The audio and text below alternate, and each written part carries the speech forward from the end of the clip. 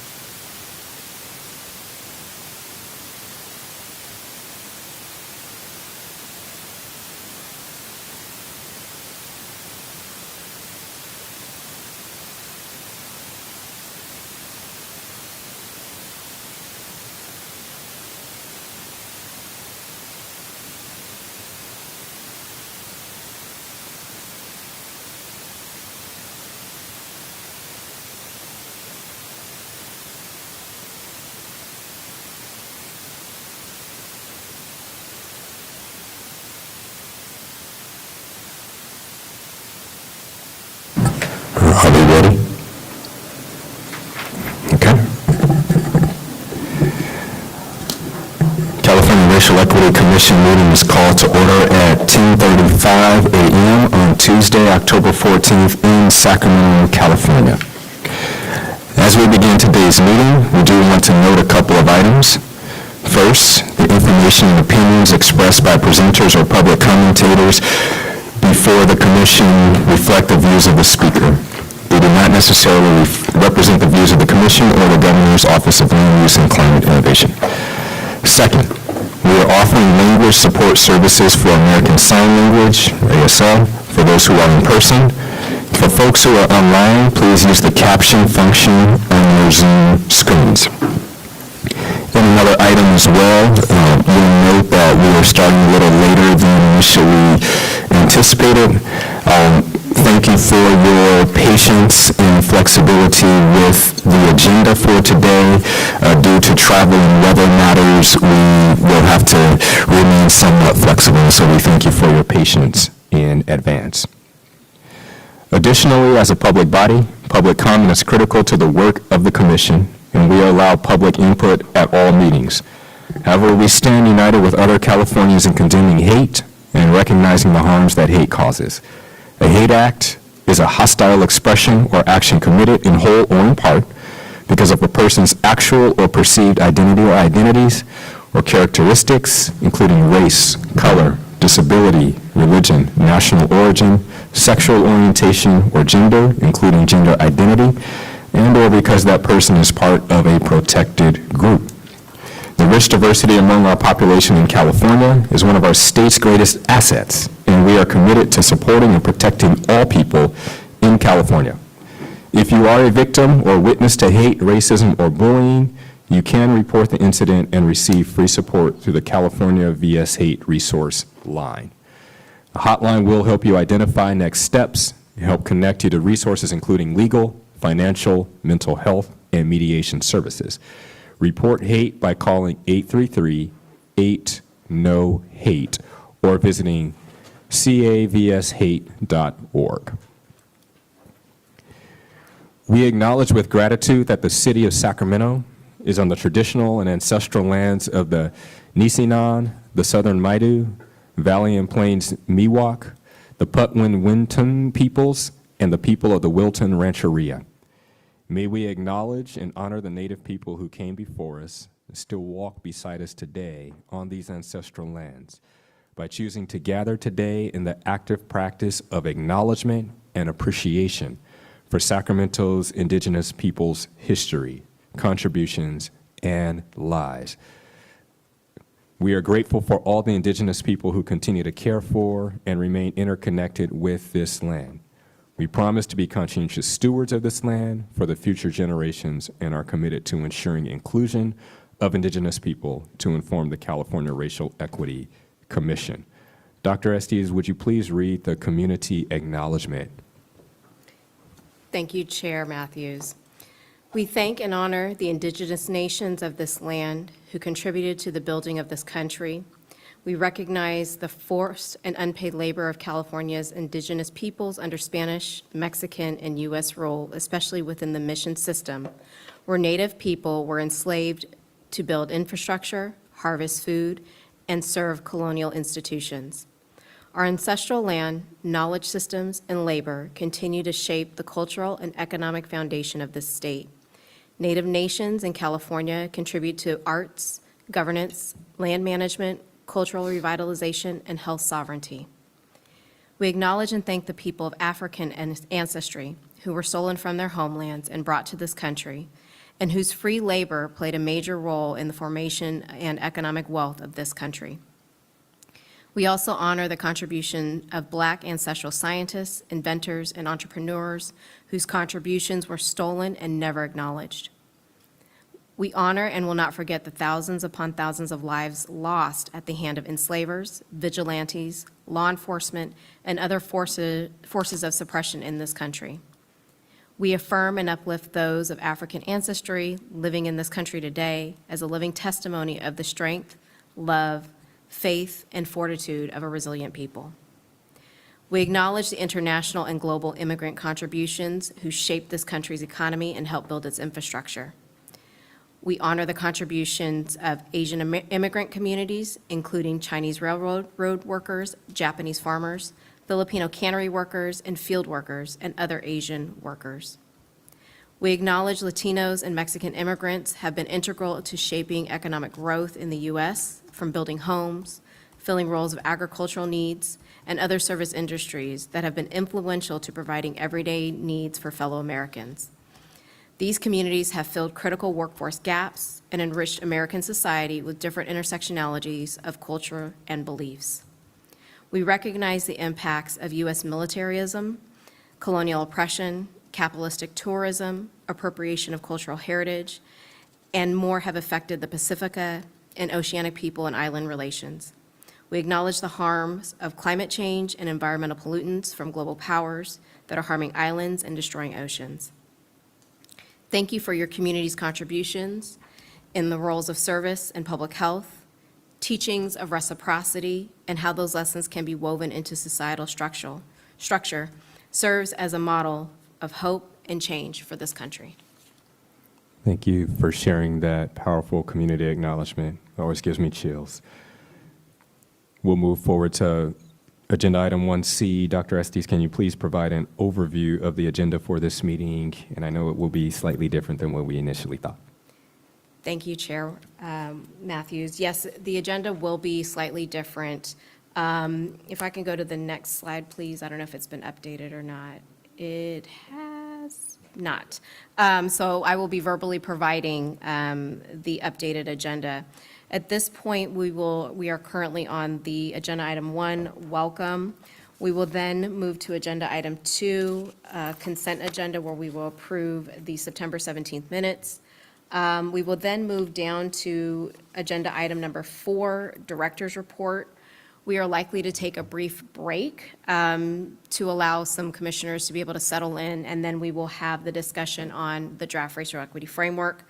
After the break, we will likely go to lunch closer to the noon hour, and then have a conversation around staff action and receiving any public comment for items not on the agenda. Chair Wood, I turn it back over to you. Thank you so much, Wood. Chair Matthews. That's all right.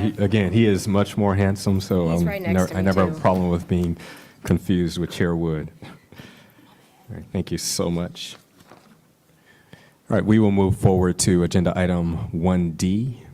Welcome any opening remarks from distinguished guests. I know I see some in the room. And we'll start with any tribal leaders or representatives first. Do we have any here in the room?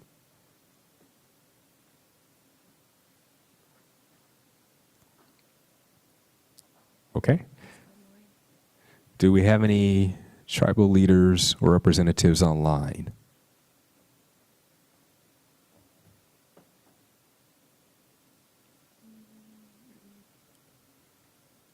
Could someone please confirm?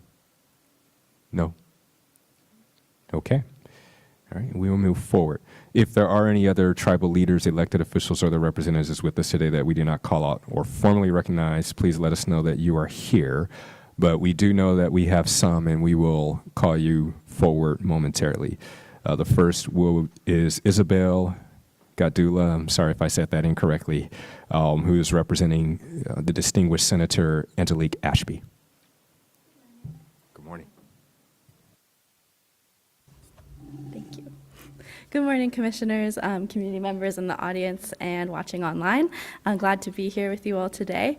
My name is Isabel Getdula. I am a district representative in State Senator Angelique Ashby's office, and we usually tune in online, but we're really excited that you're hosting this commission meeting here today on the beautiful Sac State campus. Dr. Wood, besides being a commission member, one of your many hats is president of this incredible institution, and we're really proud to host this meeting in our district.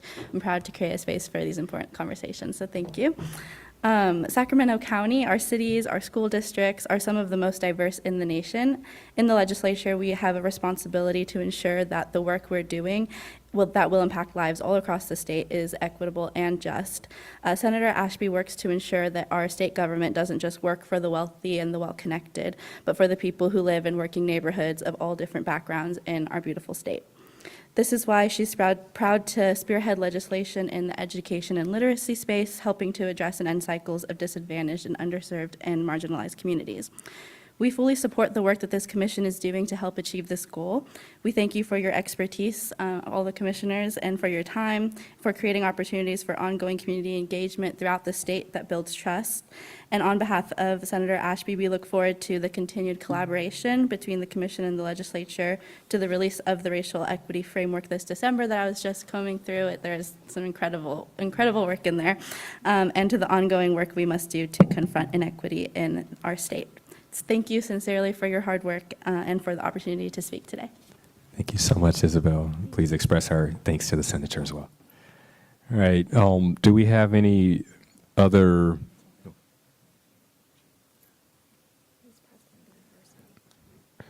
All right. Well, we will certainly give the president of the university an opportunity to speak. He is also one of our distinguished commissioners. Commissioner Wood, would you have any words to share as well?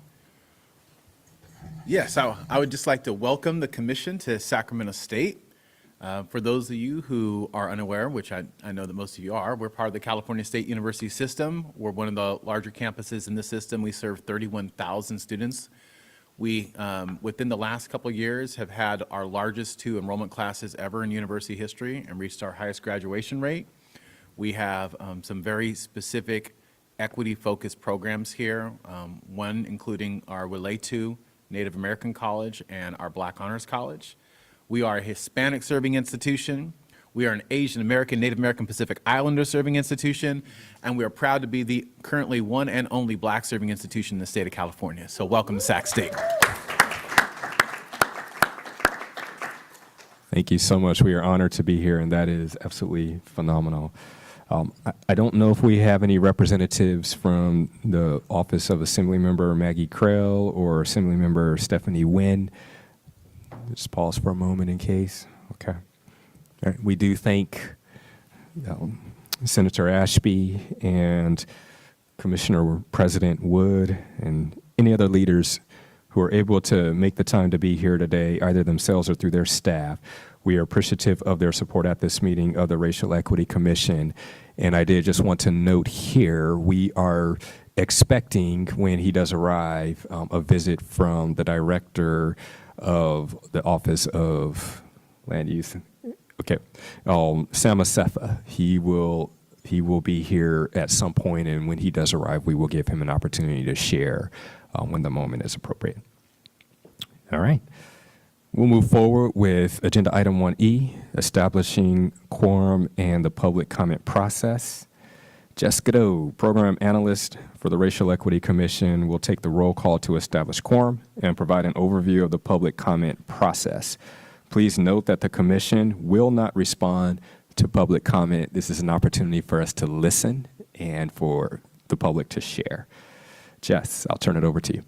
Thank you, Chair Matthews. I will now lead the roll call to establish quorum and provide an overview of the public comment process.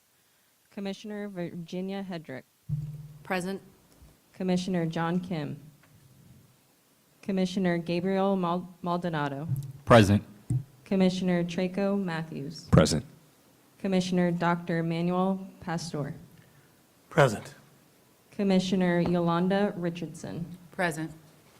Commissioner Angelica Salas. Commissioner Dr. Luke Wood. Present. Commissioner Semboya Wright. Thank you. We have at least 6 out of 9 commissioners here with us today. We have achieved quorum.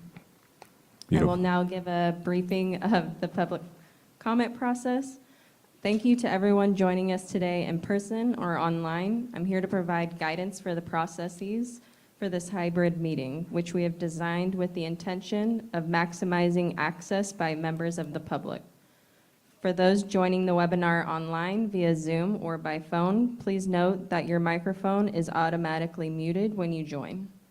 To minimize the risk of background noise, you will not be able to unmute yourself. For those joining online via Zoom, please note that the webinar platform doesn't enable video for attendees, so we will not be able to see you.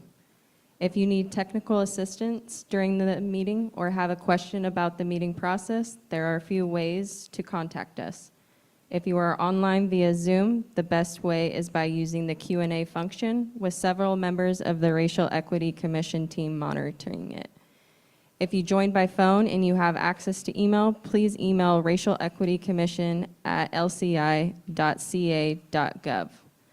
To make an in-person public comment, you can pick up a comment card at the public comment staff table at the front door and return it to one of our staff members. You can sign up early for public comments on items on the agenda. Please note you will need to submit a public comment card for each item you wish to speak on. If you plan to make a public comment virtually, you must be online via Zoom, either through the webinar or phone option. To submit an online public comment form, visit racialequity.lci.ca.gov/meetings and complete the public comment form linked there. You'll need to complete a separate form for each item on which you wish to speak. You may complete a form at any time during the meeting, but we do encourage you to do it earlier. When the public comment period for your item opens, we will call on your name. When you hear your name, please raise your hand. To do this online in the Zoom webinar, click Raise Hand under the Participants menu. To raise your hand by phone, press *9. When it is your turn to speak, a member of our team will unmute your microphone. If you are online, you will see a window pop up alerting you that the host is unmuting you. You will need to click the option to approve unmute. After that, you can begin your comment. If you are on via your phone, you will hear a recorded message alerting you that your line is unmuted. You can begin your comment once your line is unmuted. Each speaker will have a maximum of 2 minutes to make their remarks. Speakers requiring or using interpretation services are allotted 4 minutes to facilitate full participation. If you're online, you'll see a timer pop up on the screen. Please monitor that and wrap up your remarks accordingly. Whether you are online or on via phone, Chair Matthews or staff will notify you when your time is up. After that, we will mute your microphone. You do not need to take any additional action. If you are unable to complete the online form but would like to make a public comment, please email racialequitycommission@lci.ca.gov. Thank you. Back to you, Chair Matthews. All right, thank you so much, Jess, for explaining that process in detail. I did also want to acknowledge that the 3 commissioners who did not indicate that they are present, they are on their way. So due to travel delays, that is the reason why we had to delay the start of the meeting, but they should be here soon. All right, we will move forward to agenda item 1F. We will now take any public comments related to agenda item 1, this entire welcome process. Do we have any public comments here in the room or online? No public comments for this item. All right, thank you so much. We will move forward to agenda item number 2, the consent agenda. This is an action item, so I will need a motion, and we will take a vote afterwards. The consent agenda, this meeting includes the approval of the September 17, 2025 meeting minutes. Are there any comments, questions, or discussion from the commission? Yes, Commissioner Maldonado. Yeah, on page 8, on my section there, I'm not sure if there was some paraphrasing, but at least in the transcript, it looks like I'm stating that as a state director, I am the state director. That's how it reads. I am not an expert in racial equity issues. As a state director, I would need something a little bit more prescriptive so that it would be most helpful for me to know when I am talking to my staff. The way that reads as though I am the state official, maybe just making clarity I am not a state official. That was clarity that I was seeking on behalf of state directors. If I were. If I So, yeah. were, for example. For example, maybe if you could just add that word in for clarity. We'll add that, thank you. That's it. Thank you so much, Commissioner Maldonado. Any other comments, corrections from commissioners?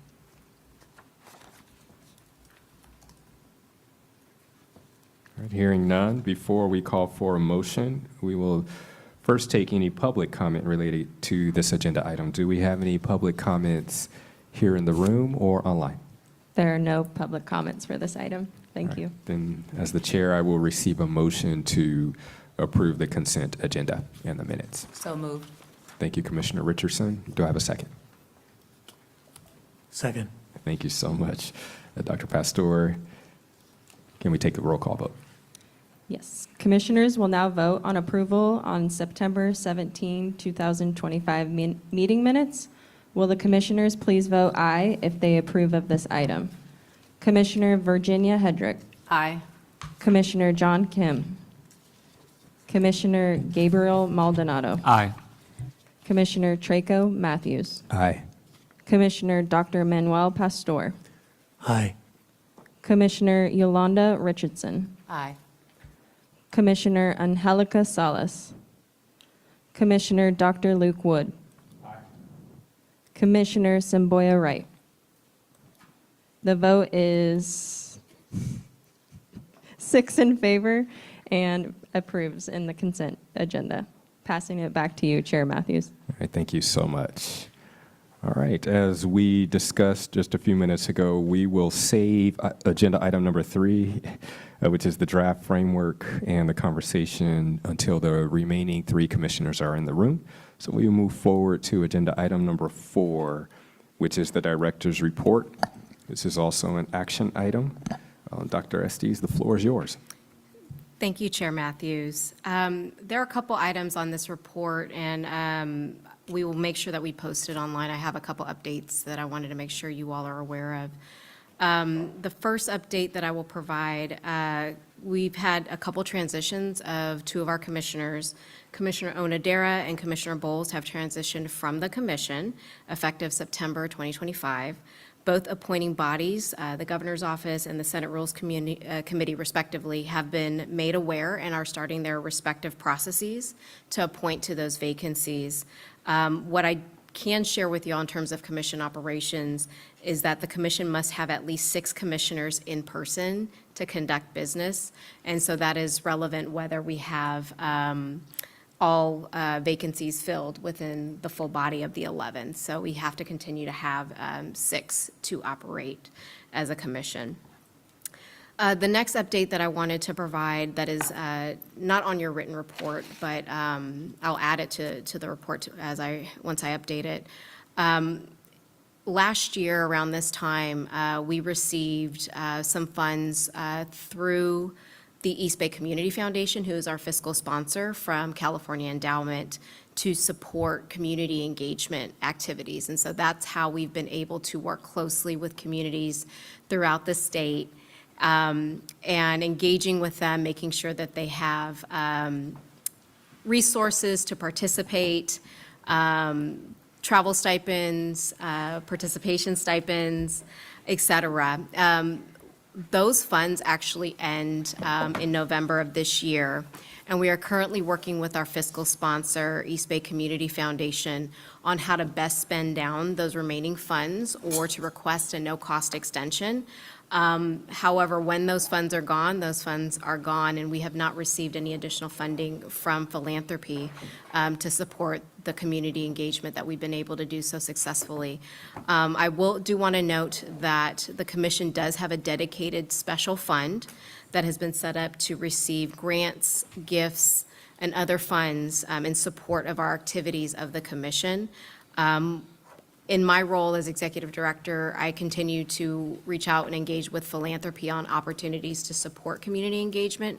And I hope at our next meeting, I'll have a better update in terms of our availability of funds and how we can continue to spend those down. If we can go to the next slide, please. And I want to, acknowledge that our 3 commissioners have arrived, and I'm glad you all are here safely. And we have Commissioner John Kim, Commissioner Angelica Salas, and Commissioner Samboya Wright, who have since joined us. And actually right on time. I wanted to give a little bit of context before we go into having a conversation about the framework. The development of the framework isn't the end point for the Racial Equity Commission. The commission is slated to sunset in June of 2030. And I wanted to build out a little bit of information on kind of what could the implementation of the Racial Equity Framework, or what the life of the commission could look like after the approval of the framework. Just for some context, on the screen here, you do see the commission's charge, which 1, develop the framework, 2, provide technical assistance to state agencies and departments as well as local government entities, and finally, to produce an annual report which will monitor different data points and impact or related to inequities and disparities. The commission also does have the ability to continue recommending best practices and tools to advance racial equity, to build the toolbox that you've already set forth in the draft framework, as well as continue engaging with communities and making sure that we're documenting the things that we're learning from community. Next slide, please. I wanted to ground us in the model for transformation because I think it gives us some understanding as what is the role of the commission, and then what is the role of state agencies and departments that will be implementing the work. And really, the work of the commission sits within that lower orange box, the activities of the framework, stakeholder input, reviewing and adopting best practices, consulting experts. We continue to work and collaborate with state and local government on community engagement, budget equity data, and building out the organizational infrastructure. But really, where the rubber meets the road is in that green box with the tools being used, that agencies and departments can strengthen their community engagement efforts, that they're able to apply the framework, and that community voices are continuing to be heard. If we can go to the next slide, you'll see kind of how I've built out and matched the colors. So right now, this is where we're at. We've had a couple conversations, or this will be our second conversation on the framework, and we've begun to develop out the design of the framework, and you'll see a little bit of that later on today. The framework is due to the legislature and governor on December 1st, and so that's really our first big hurdle to get to. We will be having a meeting on December 17th. We hope to get started with some of our committee meetings, as well as have a full commission meeting to really kick off our new direction. Next slide, please. This is really the next, I think it's 2 slides or 3 slides, actually build out what the work could look like as it aligns with the model for transformation. So there are a couple activities that staff have already started to do based on direction from the commission, as well as elements that are captured within the racial equity framework. We've been developing out a community survey to better understand how we serve communities that we visit, and that's something that we're hoping to launch in early 2026 and in alignment with our community engagement strategy. We are hoping to build some sort of primer or 101, I don't want to call it a training, but really just an overview about what is the framework, something that is digestible, not just with state agencies and departments, but really more broadly with communities, so we can be able to talk about what is the framework, what are its contents, and how can community to continue to engage in that. Could it be in a presentation format? Yes. Could it be in a brochure? I'm actually leaning a little bit more into brochure, but making sure that we're creating materials that communities across California are able to apply and use. We'll also be working with a contractor on developing out a self-evaluation for agencies and departments to be able to use in their own implementation of the framework. We really want to empower agencies and departments to monitor themselves. There is no accountability body per se yet, and that's, for future discussion, but how do we empower agencies and departments to look at their strategies that they're implementing? How do we help them strengthen their implementation, and how can they evaluate themselves on that? And then on the bottom, you see all below, ongoing community engagement, adaptation, development and refinement of tools. And so that's kind of the ongoing work of the commission. Looking at this new slide, I didn't realize I had transitions in there, but I'll keep talking. There are an opportunity to, and I think this comes from Commissioner Kim, the conversation that we had in September around more details about what an Office of Racial Equity could look like. And so the commitment to have ongoing conversations about what that office could look like, and building out a memo or brief that details that information about what it could look like, where it could sit, building that into our work for next year, continuing to identify key impact indicators of inequities and disparities throughout the state, and producing our first annual report by December 1st of next year. 2027, we realize that it's hard to develop an implementation strategy without kind of knowing the product that you're implementing. And so we believe in working very closely with the Implementation and Technical Assistance Committee to develop out what a strategy could look like, potentially identifying consultants and contractors to help us build out what that strategy could be. We want to be able to publish a self-evaluation tool and a strategy for agencies and departments to be able to use and follow, and then sharing what that strategy could be early on in 2027. It would be my goal to be able to launch at least one round of implementation evaluation. So how are people actually taking the framework and using it by late 2027? As we know, it can take time to get started on an evaluation, just as much as it took time to do the asset analysis last year. So we want to make sure that we are kind of continuing this work. It's ongoing, it's rolling, but with some flexibility, and hopefully being able to share what those results of the implementation evaluation at our December 31st annual report. Next slide, please. This is really what will take us through, and if you can click, I don't know if there's yeah, there we go. Additional strategies. This is, again, giving some flexibility to the commission to build out what the implementation and the role in implementation could look like. We would like to do a second round of evaluation in 2028, again, coinciding with an annual report. continuing to build out with flexibility, trying to do a third round of evaluation. And part of this is really to build in the learnings of what are the ways that the commission can continue iterating on the contents of the framework, and how do we better support agencies and departments or government entities in general with their own implementation. Next slide, please.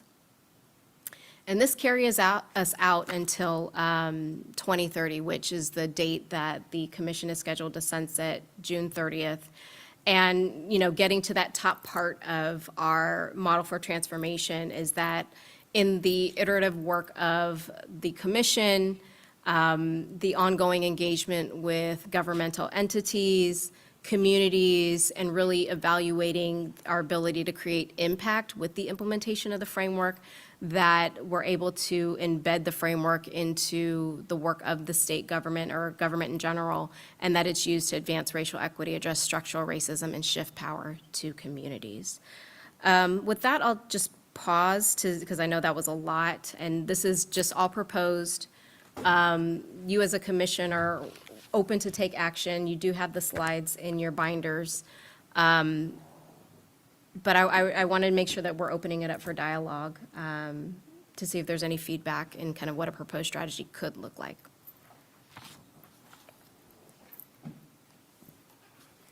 That's us. Any comments, questions, or discussion from the commission so far?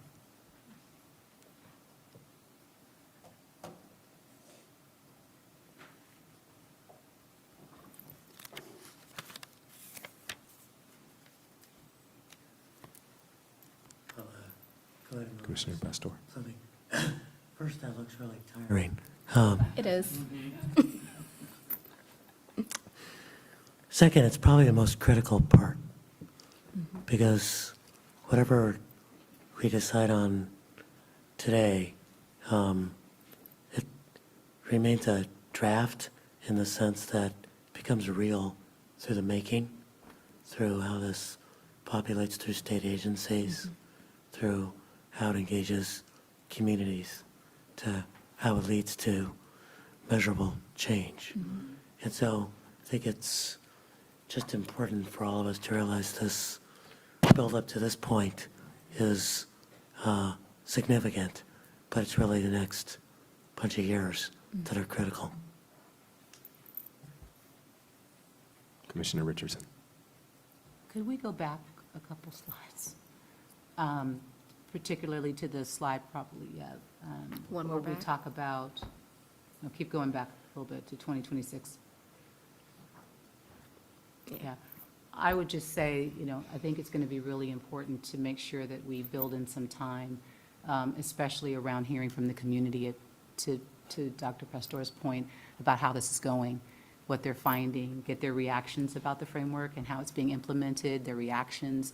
I think that'll lead into the annual report that's going to be due, and be able to capture that feedback. So just making sure that we build, because it does look pretty tight, but building in some time to hear from the community about how the implementation process is going. Yeah, and I do think with that, it's especially important to create products that the community can resonate with, such as a brochure or overview or some sort of even an animated video, so that they're able to then engage and kind of say, this is what we understand in terms of the framework, and this is what we continue to see, or this is what our engagement is with state agencies and departments. So I know others may also have comments, but I know at the last meeting you did share a picture of where we're going in 2026. Did you want to speak to any of that in terms of community engagement? So I know we already have a plan for. I was like, wait a minute, what did I share? It No, was a it was map the- of California. it was the and locations. proposed locations. Gosh, if you're asking me to really dig into my older brain. Let's see, I know it was Santa Barbara, San Diego, Sonoma counties, and I'm forgetting one. I'm looking at my staff to see if they remember. Inyo Mano. What is? Bishop. We're trying to Bishop. get out to There we go. Bishop, California, so Inyo. So stretching ourselves again with travel, like we like to do. But there are several locations that we are trying, and this is related to formal commission meetings, but I think we're also able to travel more broadly with one-off community engagement opportunities as well. Commissioner Pastor. I'm sure you're thinking about it, but the other thing I think could be useful in the first calendar year or beginning of the second is a couple focus groups with local and state agency people. So we can hear, this is easy, this is too complicated, it needs to be refined. So we obviously want to know what the community thinks, but we want it to be a tool that's adapted and used. Yeah, if I recall, it may not be in the framework, it may actually be in the scope of work we're developing related to the evaluation, but we have included something there related to impact indicators and working with subject matter experts from state agencies and departments to identify like the top 10 or top 20 indicators that, can be managed across multiple agencies and departments, and that is actually a really good add to be part of those focus groups as to, well, how is it actually really going, and how do we build out that type of evaluation? Commissioner Salas. I really like the idea of that animated video or anything that would actually make the framework accessible. I think it's also a good opportunity for partnership with philanthropy to give community-based organizations across the state resources so that they can translate the framework for their community based on language, based on region. And so that way it makes sense, and therefore the community is aware of what departments are going to be now kind of tasked to doing. And so I do think that there's great opportunity. The video is great, but I do think, I was thinking about some of our indigenous migrant communities, that it's about audio. So if they had resources to then reproduce or at least make sense of this framework in that way, I think it would be very helpful. Yeah, thank you for that. And I would love to connect with both you and Commissioner Maldonado, who make up our fundraising and our development committee, to build a strategy for engaging philanthropy on that. Commissioner Kim, I saw you. Thank you so much for this. I actually really appreciate how much more fleshed out the timeline is over the next couple of years. It actually helps to frame the document, the framework that we're looking at in context. I also really appreciate that you've put very clearly the publishing of the brief of the Office of Racial Equity in there. I wanted to ask you a little bit more about your thinking on the implementation and technical assistance work. I see that there's a launch of an implementation strategy in January 27.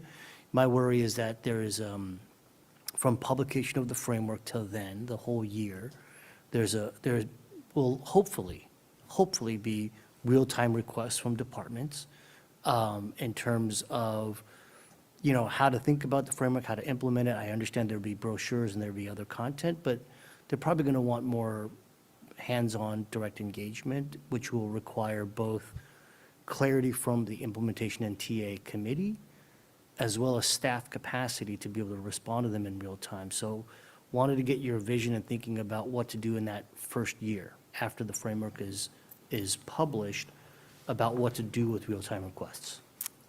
That's a great question, because we've actually been grappling with that in terms of real-time requests for over a year now. Yeah. In terms of how we manage it. With a staff of really 4 or 5 FTEs, that is not an easy task for 200-plus agencies, departments, boards, commissions, and that's just with state, not necessarily with local. There is a strategy to create an online platform where we can potentially filter out what are things that are like speaking engagements versus what are things that are more in-depth technical assistance.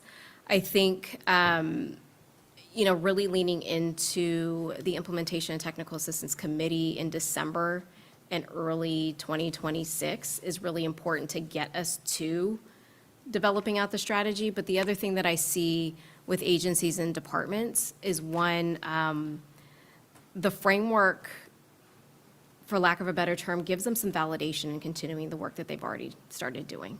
And so being able to sit in that, I think, is a really important period up front, and giving them the opportunity to start to think about, well, how can I build upon what I'm already doing? There may be some requests early, but I think some of the agencies and departments may want to noodle on the framework itself and really understand where they sit in their own racial equity journeys. And we do have, as one of the tools, a readiness assessment, and I think we want to encourage them to take a look at kind of where they are, so that we can help kind of understand where they are and then give guidance as to where they could go, or and understand where they want to go. Yeah. So, I think the easiest way to answer your question is, yes, it is definitely a heavy lift.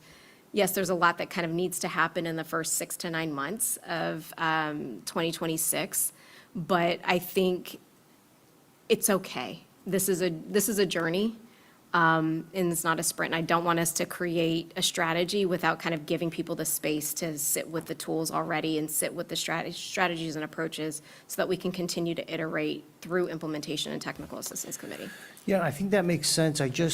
There's some version of this where we have to kind of shift to a sort of a customer service model, frankly, right? And it could be agencies or departments, and how it might work is there may be a level of enthusiasm initially, and if we're not able to respond and say, well, we'll have a plan, at the end of the year, then that energy goes away. And so, and I would also note that the potential customer base should include legislators who might be inspired by the framework and say, hey, we want to move X and Y, can we get some technical assistance on how to think about this? And so what are ways to build out additional capacity beyond staff to be able to respond to some of those things, so that we can be responsive, and to keep momentum moving? I understand we want to give people space and time with it, but some people may be more ready, right? And so. Yeah, and I think there are opportunities such as convening learning communities. There are many state agencies and departments that already have equity teams Exactly that are right. already ripping and running with this type of work. So they do serve as internal subject matter experts and people that we can actually connect other agencies and departments to help start to build the muscle behind the racial equity framework. I do want to recognize that the legislature, I believe on both sides, Assembly and Senate, do have staffers that are specific to equity work. I don't know the status of how they are advancing equity work, but the commission staff stands ready to engage when requested from the legislature or those key people in the Senate and Assembly. Commissioner Maldonado. Yeah, following up on Commissioner Kim, it would be great at some point in '26 to have an open house. Maybe a point in time where we can invite all of the various departments and agencies to say, hey, if you are ready, per what Commissioner Kim said, this is a day where we can all come together, maybe sometime at the end of the summer. I don't know, just to give that space that you're referring to, that time frame for people to think about it. And then if we could hear presentations from the different agencies, then maybe assign what committee might be best as the technical advisory support for them. I don't know if that's a way, or is everything going to be in the technical assistance committee? Okay, so then, yeah, maybe No, there's a way. you all have standing committees for budget, Exactly. data, and That's what I community figured. engagement. And part of it is understanding what the need of the agency or Exactly. department is or program first. Yes. Before really understanding what committee might be able to help. And I'm also very cognizant that each of you have 9 to 5s. Some of us are in school still. So being mindful of that and wanting to make sure that we're maintaining a level of boundaries and like how do we engage you all in providing that technical assistance to staff and helping us think through what are some of the opportunities. And so I think it allows for a little bit more fluidity and less formality in this level of engagement through commission meetings, but there's a level of direction that you can kind of give staff with that technical assistance you're giving us to then be able to give out to agencies and departments. There may also be opportunities to be pulled in more explicitly, but I'm also just mindful of your 9 to 5s. Yeah, if we can use actual scheduled commission time for that open house, and then maybe at least we can know exactly what they're asking, because I think it's all speculative at this point, because I have no idea what they're asking, or to even advise you to advise them, so Yeah. it would be great to hear from them what they're thinking, some way, halfway through the year. I'm aware that many of the commissioners actually have 9 to 9 jobs. So I want to thank you for your consideration. But 9 I to do 9. think that a focal event like Commissioner Maldonado was talking about could kind of ease that. Okay, noted. I'm sorry, just to cap this conversation, I mean, one thing, as a member of the Implementation and Technical Assistance Committee, who will be meeting in December, it would be great if we could have just some initial thinking from you at that meeting around the potential of establishing a train the trainers or a cohort model, where we can bring maybe some of the in-agency equity staff or legislative staff, or maybe community partners together to say, hey, we'll go through a round of really digging into the framework, digging into the tools, and kind of give them some authority to be like, hey, go support requests that come out, right? And, you know, we don't have to make it super formal, but some way of establishing rounds of cohorts to expand and multiply our capacity.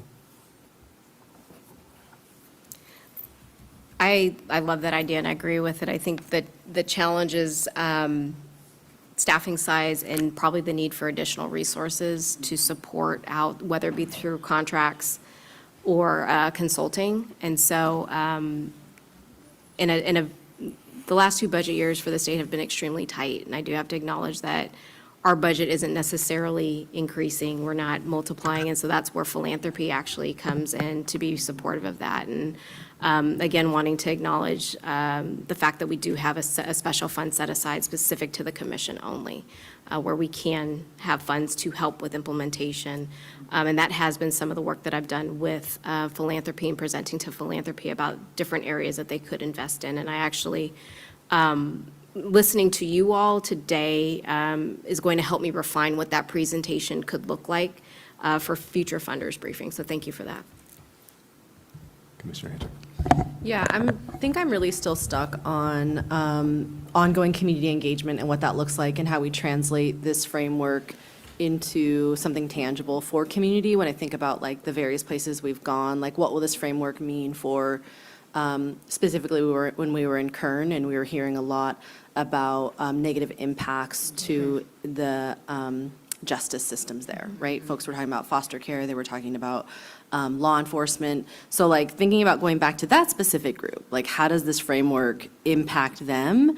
And I don't think it gets there, and I think we were really clear about who our audience is. So it's like we can't do both actually in the framework potentially. And what I also don't love is anything that looks like a disingenuous process with community to go back and say like, come to our parade because look what we did. And it's like, well, this doesn't, there's a lot of like, this could, like we're offering tools to state agencies who may or may not do anything with it. So I'm wondering if there's an opportunity in these community engagements to invite state departments who are willing participants in this process to like do something in real time. I'm also thinking about like the Air Resources Board, right? Like if we co-hosted it, then we could show the framework working with a state agency. So community has something tangible to reflect on and weigh in on. I just think the framework is too theoretical and lacks power, frankly. So I'd love to see it in power. Like, let's see it in play and let's give that to community. So I'm just offering a suggestion. I haven't like fully thought it out, but it would be really beautiful to have co-meetings of racial equity and state agency. Could I add a little seasoning to that? So I agree in thinking about Kern County, but also Salinas and some of the other places where we've gone, where really I believe that the thrust of the concern was not necessarily with what state government does, but with what local municipalities do. And so I'm not sure that communities without some additional support will feel super empowered to hold their local municipalities accountable. I don't know that we have defined the audience broadly enough to actually do that with this commission. However, what I believe Commissioner Hedrick is speaking to, and what I'd love to see this as well, is some sort of bridging of that gap, which says if our audience is not local municipalities, but the executive order does say that somehow there should be impact that breaks through to local municipalities, how do we help make that happen so that local communities can feel that they have enough information to hold their cities and their counties somewhat accountable, or at least they can show up and say, here's what the state is doing. They're clearly moving in this direction, and we would recommend, we'd love to see you align with where the state is going. And that might be helpful even if we haven't defined local municipalities as the target audience for this work.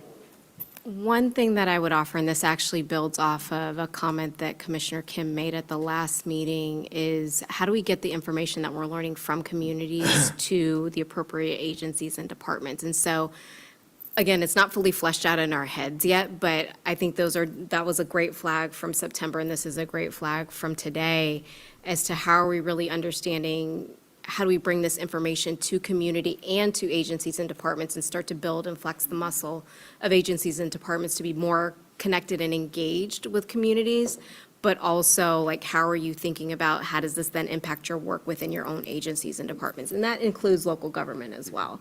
So I do think there's a there. It's just like, let's sit and massage it a little bit more, but I do think that's a conversation we could definitely maybe build out a little bit more at our Implementation Technical Assistance Committee meeting in December, and maybe even combine it with community engagement, because I think that's also on the table for, Let's not put too much on the Implementation and Technical Assistance Committee. come on, John. So I am in extreme agreement with Commissioner Hendrick's point.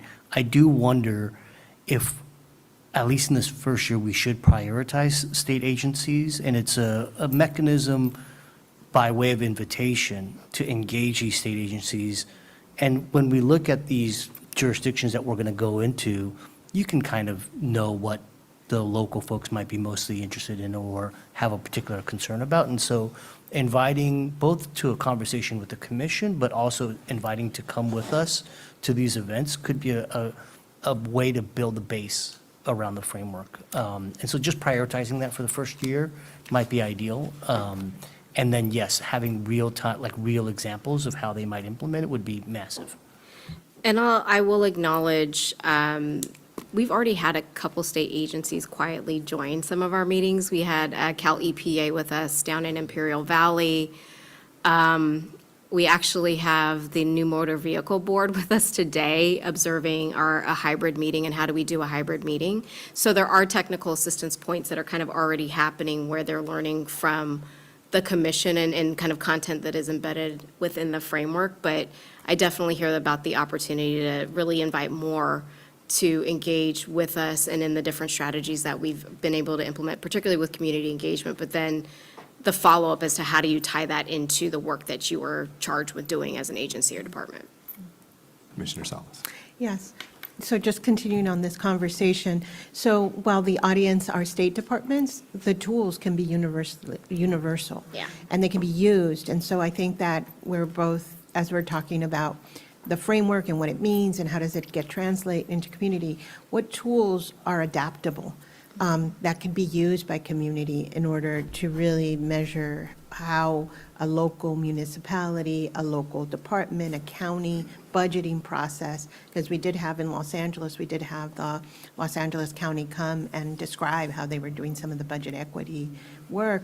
So I just think it's what are the universal tools that are then taken back to communities? Like this is what is now a useful way by which to evaluate how your departments are doing or your county, your municipality.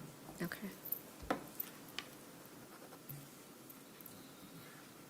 All right. Lots of great ideas, Commissioner Pastor. Yeah. When I'm struck by, particularly because in the document, there's a lot of words of accountability. is that I agree with what Commissioner Kim said about focusing the first year on agencies. But I think building the momentum for what Commissioner Edrick and Commissioner Salas are implying, which is how can communities use these scorecards, these tools, to hold agencies responsible and accountable. And I think just thinking about the phases of that over a few years would be important. Awesome, thank you. Any other comments, questions, or discussion from commissioners? Okay, we're kind of at a weird. I have one more item. You have one more item? Okay, we'll move forward. Oh, Commissioner Kim. Yeah, so I'm just looking at this proposed strategy now, and so one of the things that, again, there are a lot of things I like about this. The one thing I'm not seeing is about publishing the statewide index or looking at a statewide index and whether or not that's something that is potentially, because we talk about it in the framework, and I'm just wondering if that's going to be on the timeline somewhere. Yeah, there are a number of approaches and strategies and tools that are included within the framework, and so I don't want to sign us up for something that we can't do, and you already acknowledged that it just seems like a lot already, particularly in the first year. If you go to year, I think it Oh, was. is this where like additional strategies? Yeah, TBD? like we can, Yeah. I think I'm hearing from you all the importance Yeah. of prioritizing state agencies and departments and their use of the framework, prioritizing community and their ability to engage with the item. I do again, have to be mindful of our staffing and how do we then pull in the subject matter expertise of other agencies and departments that can work collaboratively to build out models in support of an index. And it is likely more beneficial at a programmatic or department level. Statewide, it might be a little bit more complex. But I do think that creating the space to have those conversations over the next few years is feasible. And so you do see, I think it goes back even further, 27 may even have some additional strategies. But, you as a commission can direct staff to do this work, and we will work our best with the resources that we have to try to execute based on what's in the framework. But we want to be able to encourage agencies and departments to use their tools and their flexibilities to be able to do that as well.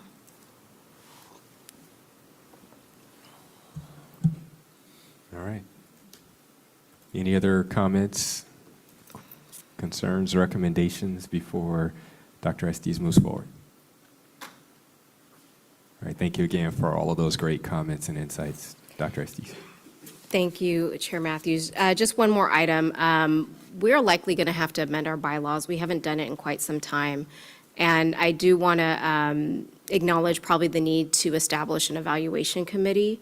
We did receive a $200,000 grant from Blue Shield of California Foundation to do evaluation of the implementation of the framework. So having an evaluation committee to be in conversation with us, I think will be really important. And so some proposed changes, not for discussion today, but I would like for the commission to be able to discuss in December is potentially adding an evaluation committee as a standing committee. And then I don't know if there are other recommended changes that you all would like to see, but wanting to just open up the discussion for anything that needs to be changed within the bylaws, and willing to receive any proposed changes by mid-November so we can plan that out for discussion in December. And that concludes my report. Awesome, thank you so much. Lots of good conversation. I do want to be sensitive because we have new commissioners who are just traveling to our biological needs. Do we have a lot of public comments in the room or online? We have no public comment for this item. Okay, then this is an action item. Go ahead. It's the commission's decision whether they want to take action on the timeline. You don't have to, or the proposed strategy, so no need to, if not necessary. Okay, sounds like no action on that piece, but we will need to have a motion to receive the director's report, so we can, we don't need to do that? Okay, just an action item? Yeah. All right. We can take a break. Commissioner White? Fantastic, all right. Well, we will take a, Let's take a 15-minute break. We'll take a 15-minute break, just so everyone can get settled, and then prepare yourselves. We'll get into the meat of the conversation about the framework. Thank you. We'll be back, reconvene at 11:52 sharp.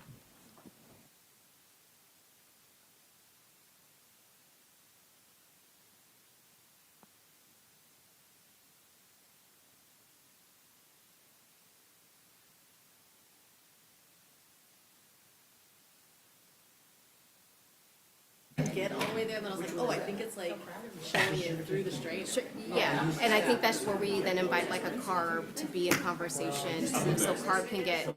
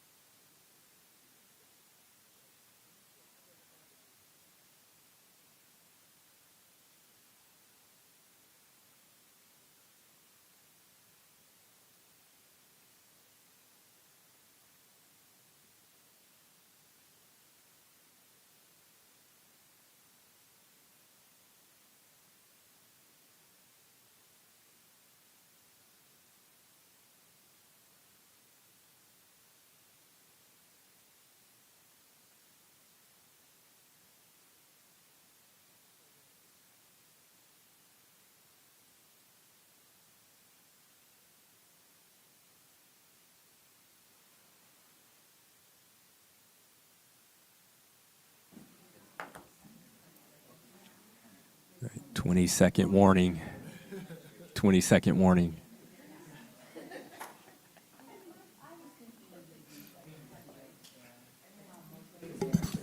Ms. Raynell, can you grab Commissioner Wood from outside, please? Oh, I know he is. Is that another distinguished speaker that's here? The person who left the sound? No, that's our communications person. Oh, for the governor's office? For land use and climate innovation. Oh, fantastic. Okay, She wrote us talking points, and okay, fantastic. so Celine Yeah. took the photos, that's her intern. Gotcha, okay.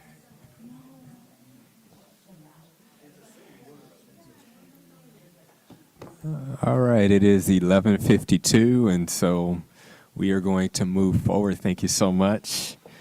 Before we move into agenda item number 3, we are blessed to have a distinguished guest, and we want to give him an opportunity to share some words, and that is Sam Asefa, the Director of the Governor's Office of Land Use and Climate Innovation.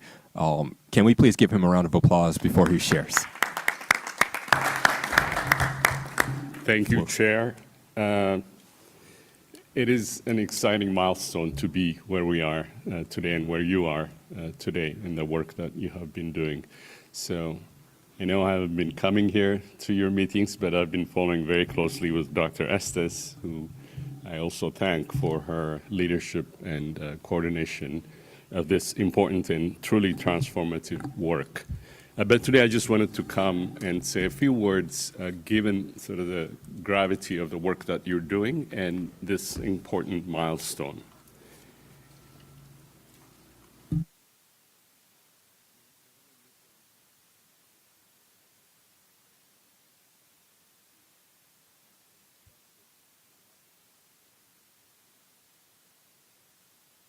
Oops, sorry.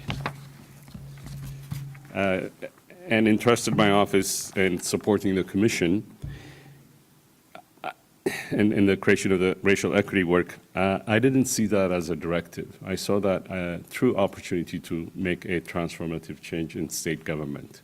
This is something I've had experience with in the past and saw not only the process, but actually the true transformative impact. Some other time I'll share that, but I see that work going on to this day, transforming city government because of the similar work. And an opportunity to be part of something this transformative is reflected in your efforts and work on the framework to embed equity into the heart of our state government and to shape a future where every Californian, no matter their background, has a real chance to thrive. By contributing to the development of the racial equity framework, you're not just participating in a policy effort, you're actually helping build a more just, inclusive, and compassionate California. I think together in our work with state agencies and your guidance, we're truly turning a vision of a California for all into a lasting reality. And with the development of this framework, you're also supporting California's commitment to create a California for all, as I mentioned.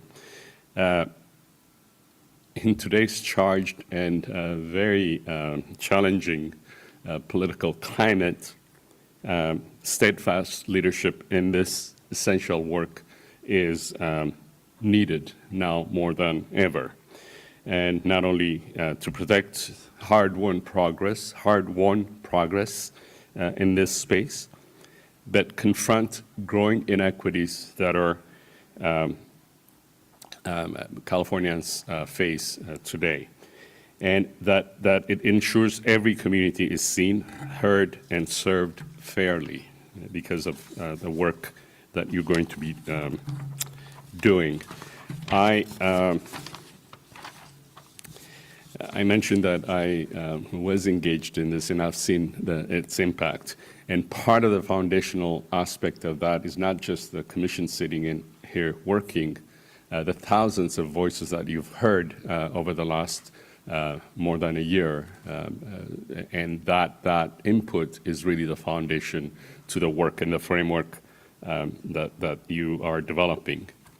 And the lingering impacts of a systemic exclusion, inequitable access to land and opportunity, the constant elevation of what divides us rather than unites us, these are issues that you're trying to tackle and to address.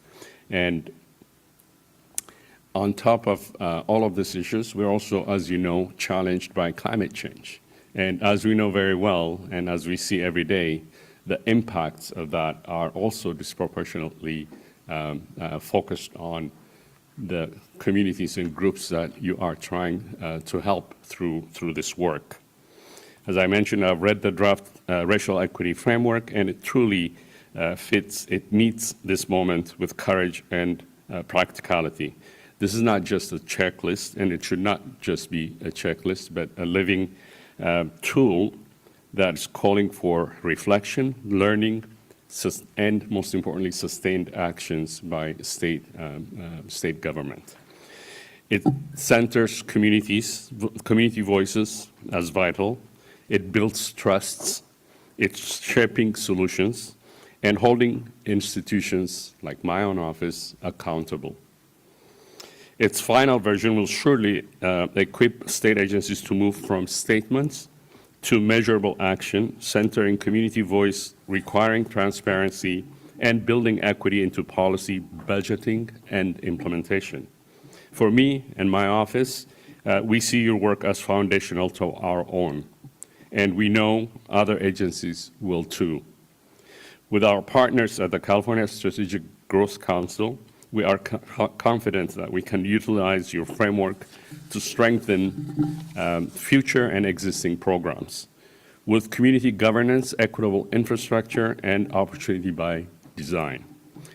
Together, this is what a whole of government approach looks like: a shared framework and common metrics, and a commitment to treat equity not as side initiative relegated into the Office of Equity, but something that is truly embedded in every aspect of daily functions of government, state government. So as we move into the final phases of the framework, please know this. LCI, my office, is honored to have been tasked with this, supporting you, and especially being witness to your unique approach to community engagement and community input. Your work the past few months to get into communities with the highest need, expanding language access, and improving community trust in government has been inspiring. Once again, to the commissioners, staff, allies, partners, and community members who brought support to this work, on behalf of the governor and the Governor's Office of Land Use and Climate Innovation, I say thank you for this work. So what began with executive order will soon be a durable roadmap for action. So we're really proud to walk this alongside with you and turning this framework into a truly living document that then guides our state agencies, and I could not be proud of your work. So thank you again for this important work.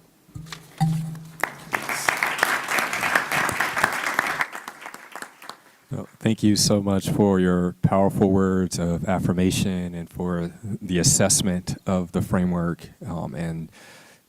I think I speak on behalf of all of the commissioners just to say that we are also honored to get to be part of this transformative work for the state of California, and honored to have been selected to serve in this role. So thank you so much. We truly appreciate your words. Can we give him another round of applause?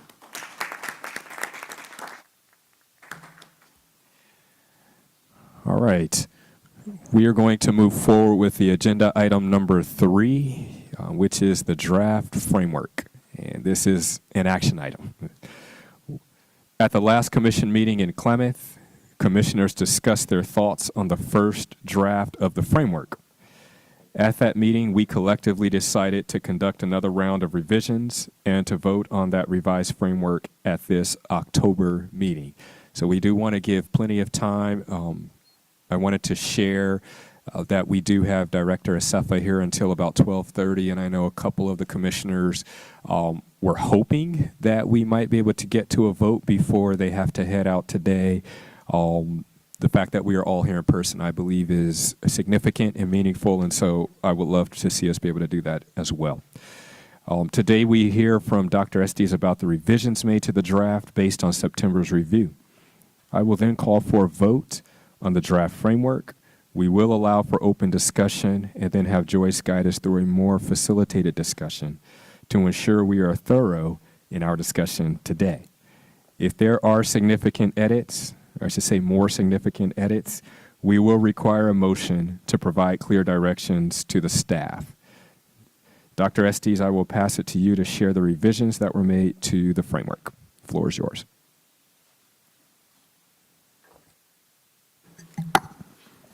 Thank you, Chair Matthews. If we can go to the next slide, please. Receiving the framework feedback at our September meeting, staff really took, actually not that long, because we didn't have that long, but we took quite a bit of feedback, not only from commissioners, but also public comment. We received, I believe, 7 public comment letters from advocates or advocacy organizations, as well as 2 from state agencies and departments on recommendations for the framework. We took that information and worked hard to embed it where we could without really changing too much of the structure of the framework, but really wanting to make sure that we are accounting for the things that commissioners and the public really wanted to see. We then did a couple rounds of legal reviews just to ensure that the framework fit within what is current legal or law as defined by the state of California. And making sure that, again, the things that have been recommended were things that state agencies and departments are able to act on. Next slide, please. This is just a brief list of the revisions. We did hear the call for more specificity, so we did add more specificity where feasible and in alignment with existing language. There was additional content as requested by commissioners. Some of that was refining definitions. Some of it was adding additional content or different types of examples. We provided additional organization in terms of a table of contents, really a set of 4 heading levels between a part, a priority, a strategy, and then a tool. We increased the directive language, and this was some guidance that I received from Chair Matthews, shifted terms like could and may to should for things like priorities, strategies, and tools. We did retain may, though, for future commission research and annual reports, and a lot of that is because we want the commission to be able to deliberate on content before actually creating a directive or a recommendation for agencies and departments. And then, as I shared, reviewed all the public comment letters and then looked to add content as appropriate. Next slide, please. Some of the additional steps, and I do want to be mindful of what still needs to happen. We want to make sure that we are creating ADA compliant document that will be available online and hard copy as needed before it goes to the governor's office as well as the legislature, and also working with our IT and communications departments within the Governor's Office of Land Use and Climate Innovation to make sure when the document is posted online, it isn't posted as just a plain PDF that is like, what is it, 200, 300 pages total, but rather something that is a little bit more manageable and that you can navigate. We've also started to have conversations about what the tool could look like. This is just a mock-up. I'm not really a fan of our pictures being up on the cover, but you got to start somewhere. So this is just an example, and if you go to the next slide, I think we have another few examples of what initial design could look like. And so we are also trying to capture photos and images from the times that the commission has been engaging with community and on the road. So you'll see just, again, some examples here. If you can go to the next slide, some more. Yeah. So It's getting there. It was never going to be a PDF that is just plopped online or a Word document, but rather really wanting to have something that is ADA compliant, which is our priority to make sure it is accessible. Next slide. Again, I showed you this slide earlier in terms of our timeline. We still are on track for December 1st, but we are still trying to make sure that we develop out a design that is accessible and really gives our best foot forward for the state to be able to use and apply. Next slide. That's it. So happy to take any questions, but Chair Matthews, I turn it back to you. All right, thank you so much, Dr. Estes, for those updates. I will open it up for just broad, flexible discussion, and then we'll have facilitated discussion by Joyce in a moment, but I believe it's appropriate that we have a motion and a second for approval of the racial equity framework as edited and discussed here today before we move forward with those conversations. Do I have a motion? So moved. Motion, second. Oh, wow. Okay, that was fast. Commissioner Wood with the first and Commissioner Wright with the second. All right, we have a motion on the floor to approve the presented draft of the racial equity framework. And before we vote, we will open it up for discussion to the commissioners, and then we'll have a facilitated discussion by Joyce. So I did want to just note that Commissioner Salas is the only commissioner who did not have an opportunity to weigh in at the last meeting in Klamath, and so I'd like to give her the opportunity to share her thoughts first. First of all, I just really want to commend the staff and all the community members who came to so many meetings and provided input and their lived experience. So I just really want to begin with gratitude for that.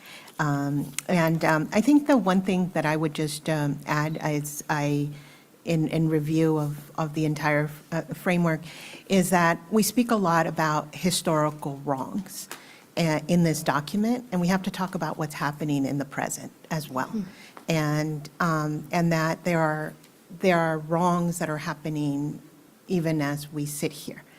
And so that this document has to serve a purpose in real time, because I think right now, and as our special, our guest today talked about what's happening in this country right now, that this document has to be a living document, and that many of the departments are being tested as to how they're going to respond in the moment. And so I do think that we have to have both an urgency around implementation and also the timing that, the layout of what our task and our work is. But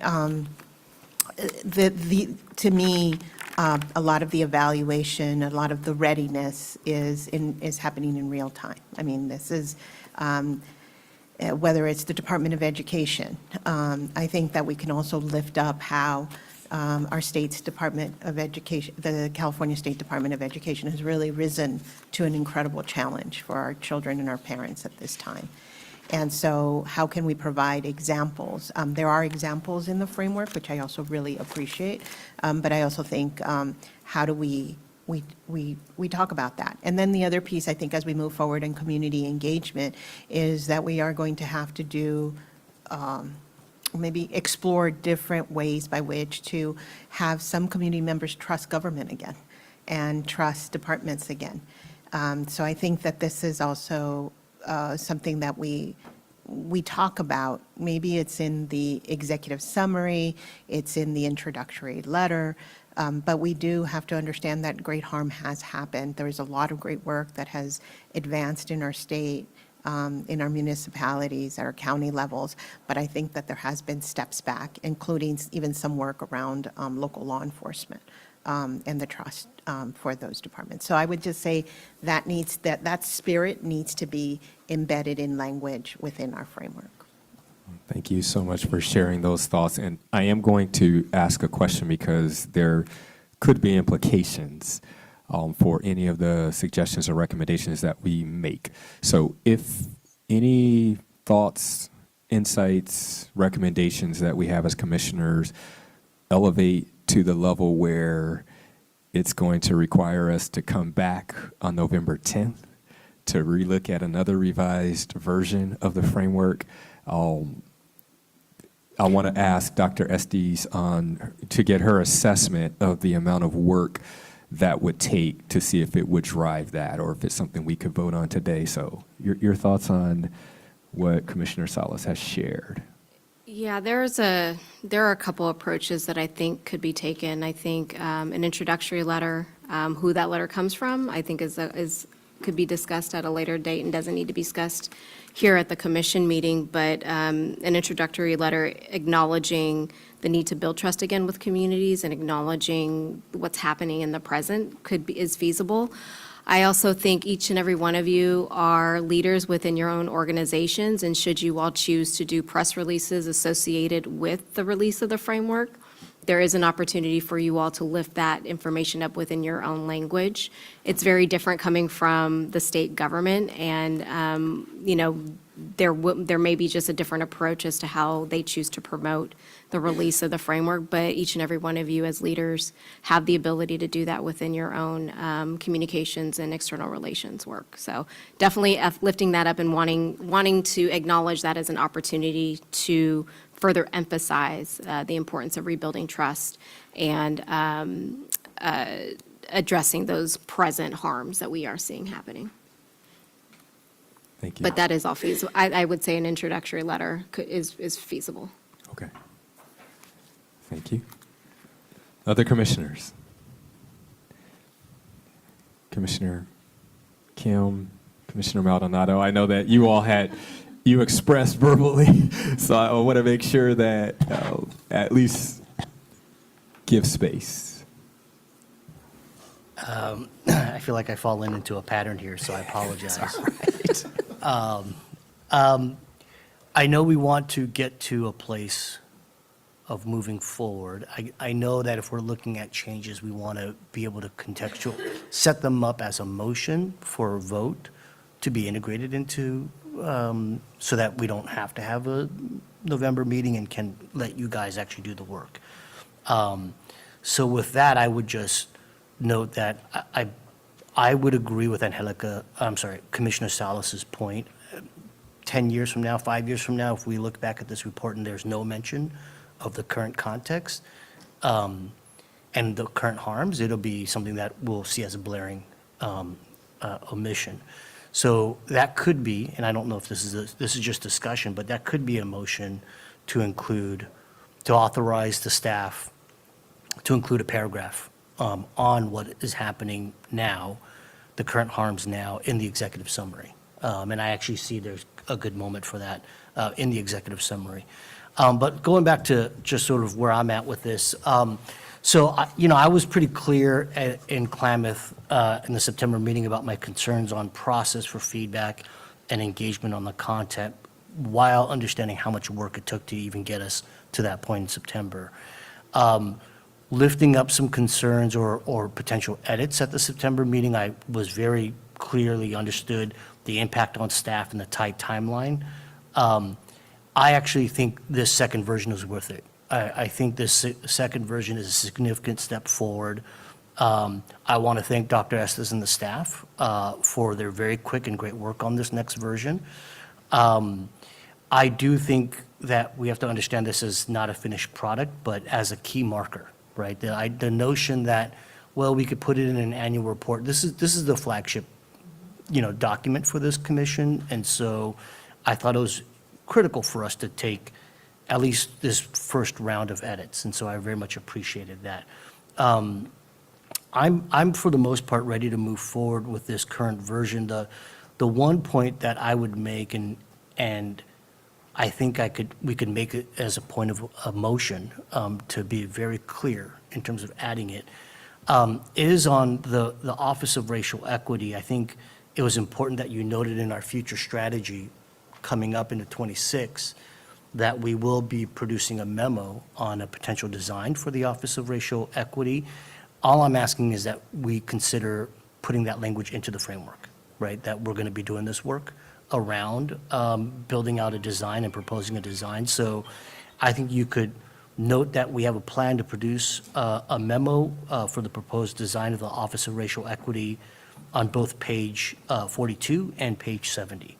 Page 42 is the section around Part 1, Priority 4, around strategies around infrastructure, and page 70 is Part 4 on what's next for the commission. You could just add a sentence about the work that we intend to do around the design, the proposed design of the Office of Racial Equity. That would be the only point I would add at this point to this current draft. Yeah, thank you so much for sharing. Before we move forward, Commissioner Maldonado, any thoughts or response? I wouldn't say it's necessarily a concern. The commission does not have authority to direct the establishment of an office. I think the mention of the office is important, and the work that the commission can contribute in providing recommendations on what it could look like, where it could sit, is also very important. I do want to acknowledge that really it is the work of the commission outside of the dais that I think really pushes the opportunity for something like that to better define it. I hesitate in adding too much more, but I do hear you in wanting to lift up a little bit more concretely as it relates to the timeline that I shared with you all earlier. Yeah, just to be clear, I'm not asking that we put in there that we authorize the development, because we don't have that authority. I'm simply stating that from the content earlier in this meeting about our plans to prepare a memo of the proposed design, that we include that we intend to take that step into the framework.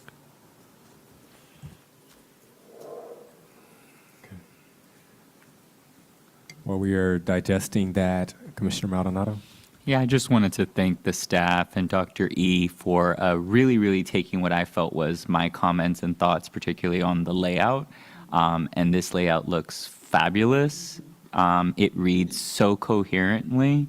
And I just want to really say thank you and appreciate that effort. Only thing that I might recommend for the future, not for this, is if the implementation toolkit that we create can sort of have a summary of the framework. Just because if I'm a state director, if I was a state director for the purposes of the minutes, staff, if I am not, okay? The minutes had me reflected as the state director. If I was, then I would just, I might be a little overwhelmed by how wide this framework is because it reaches many agencies. So it would be great for me to have a summary that maybe tags, like, what are they called? Like keyword tags, just to say what, I'm the head of transportation. Which of these are suggested as the head of transportation I should be looking at? So even if there could just be some tags in the implementation kit at the beginning. Okay, yeah, I do know in some elements within the framework, we do say whether it might be something that's at the department or agency level or something that's a little bit more programmatic, just again to Sure. give state government more flexibility. But definitely making sure that we can create an Like a ability. roadmap. Yeah, Yeah. it'll, just finding ways to make things a little bit more accessible so they can That's right. see themselves in the document. Exactly. Yep, that's it. Thank you, though. Thank you, Commissioner Maldonado. Commissioner, okay. Any other commissioners? Oh, Commissioner Pastor. I want to echo that. I really appreciate the work that went into this revision and the ability to track it and see where the changes got made. One of them that I appreciated quite a bit was that I was, as I mentioned, afraid that because of our focus on racial equity, people would think that was the only kind of equity there was in the world. And I feel like it really got opened up with just a few phrases so that we're looking at class, geography, age, disability, the intersections of that with race, because that's our charge, but a much broader view. I am, second point, intrigued by the opening that Commissioner Salas gave us by talking about a letter of transmission where some of these things could go that are being lifted up that would not involve having to come back and change the document, but could lift these things up. And I feel like there's no, I mean, a letter has to go with us as it gets sent out. And maybe that's a good place to lift up both what Commissioner Kim and certainly what Commissioner Salas was saying about this moment and about the risks of retrogression. Beautiful. Yes, did you want to respond? Yeah, I am actually going to tap our legal counsel in the room, Matt Reed, around whether there is a need to vote on a letter that could come from, say, the chair, accompanying the document as it stands to lift up those key items around ongoing community engagement and building that trust, also what is happening in the present, but then the key connector of the role that an office and the commission's commitment to continuing to explore what an office could look like within state government and whether they need to vote on a specific letter or the content within a letter, given that there is still a motion on the floor. So in short, I don't believe so. And I think that the chair has, a wide range of prerogative, and particularly if it's the desire of the commission as a whole to develop a transmittal letter, I think that it's much more a matter of, the reflected authority of the chair to, be the voice of the commission in that transmittal letter, not to actually update the document. That can be taken as direction that goes perhaps informally with the overall, approval of the framework, or it can be more formalized in, a specific direction. If you wanted a wordsmith, it could go either way, but I think that, if the chair is amenable to authoring it, so long as we're clear about, how that letter is developed and who reviews it and who informs it. But if they're amenable to doing so, I think that that'd be well within their authority. Somehow I knew this would translate to more work for me, but I am absolutely amenable to doing that, provided there is consensus amongst the commissioners. Okay. Sounds like there is. Okay. Yeah, as long as the transmittal letter could include some rooting for the Dodgers, it would be fine. Godfather. Excellent. Well, thank you so much for that official legal opinion and for all of the comments, thoughts so far. Commissioner Hedrick? No? Okay. Thought you were leaning forward to speak. Anyone else? Beautiful. Well, it sounds like we have gotten to a place where we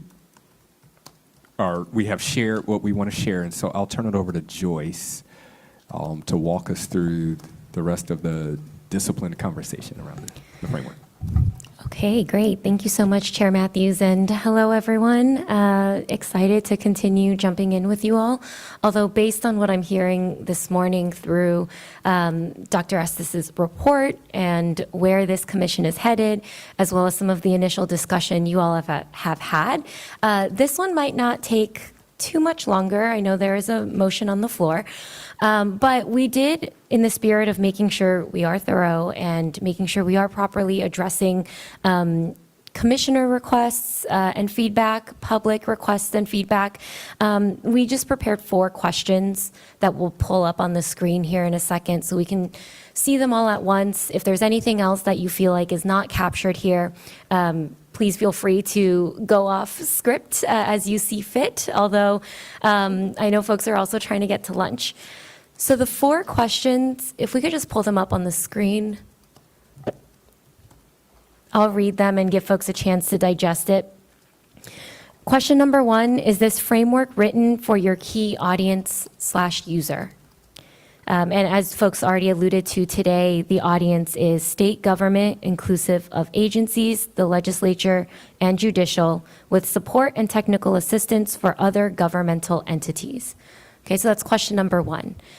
Is this written in a way that serves this particular audience / the folks you want to pick this up and implement it? Question number two, based on the approved outline from June and the discussion that we had in September, is there anything within the commission's charge that was discussed but not included? So this is the question, is there anything missing? Question number three, what topics should be considered for the annual report or as recommendations for future commission consideration? I think we've already heard a couple of ideas on the floor today. But this is that question where, if folks are comfortable with the framework, we're starting to look ahead now and think about the annual report, future iterations, future recommendations coming from this body. And then finally, making sure that there's room for flexibility here. Is there anything else you want to share about the framework? So those are the 4 questions we'll pose to the commission today. I can take us through them one by one, unless folks have a burning desire to jump in at a specific point. But I'll just start with question number 1. So is this framework written for your key audience / user? Any thoughts on that? Yes. Yes. Succinct and to the point. I'm hearing yes, I'm seeing some nodding heads. All right. Agreed. Thank you, Commissioner Richardson. Agreed. All right. Okay, well, hearing no concerns here, I'll keep us moving. So anything within the commission's charge that we discussed previously but is not included here that feels important to elevate?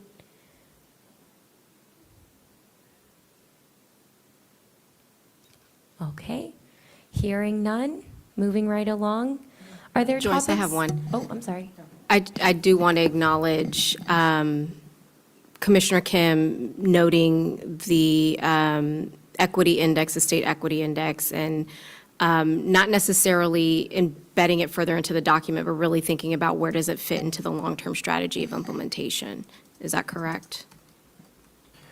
Yeah, and I actually think this transmittal letter may be an opportunity to just clarify and specify that that would be a key next step for us, as well as the memo for the Office of Racial Equity. So I think if the chair could please include that, that would be great. And then My honor. and then the same with Commissioner Salas and the items that you lifted up, that leveraging a transmittal letter to go along with the framework to lift up, much more of the substance around building trust and addressing the current, or acknowledging the current inequities and trauma that many communities we are serving experience.